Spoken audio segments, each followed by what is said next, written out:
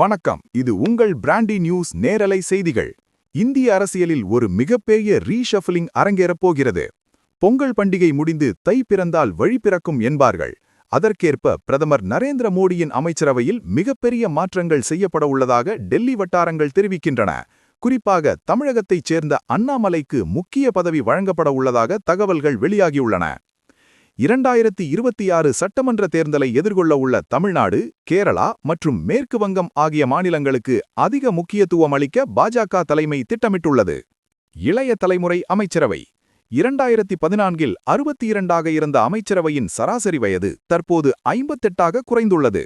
இந்த மாற்றத்திற்கு பிறகு அது மேலும் குறையும் என்று எதிர்பார்க்கப்படுகிறது.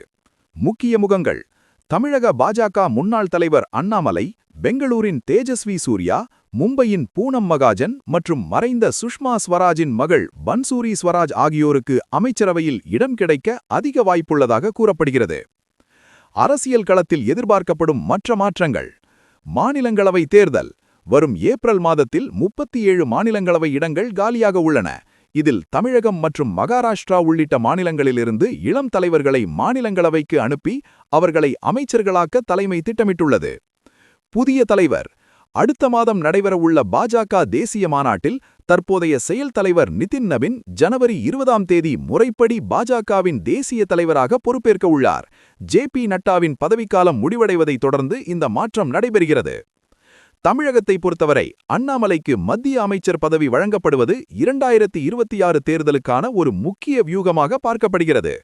கட்சியின் தேசிய அளவிலான பொறுப்புகளுடன் சேர்த்து அவருக்கு டெல்லியில் ஒரு முக்கிய துறையின் அமைச்சர் பதவி வழங்கப்படலாம். இதன் மூலம் தமிழகத்தில் பாஜகவின் வளர்ச்சியை அடுத்த கட்டத்திற்கு எடுத்துச் செல்லவும் இளைஞர்களை கவரவும் முடியும் என டெல்லி மேலிடம் நம்புகிறது. தை பிறந்தால் வழி பிறக்கும் என்பது அண்ணாமலை மற்றும் பாஜகவின் இளம் தலைவர்களுக்கு பொருந்துமா? டெல்லியின் இந்த அதிரடி மாற்றங்கள் தமிழக அரசியலில் என்னென்ன தாக்கங்களை ஏற்படுத்தும்? பொறுத்திருந்து பார்ப்போம்.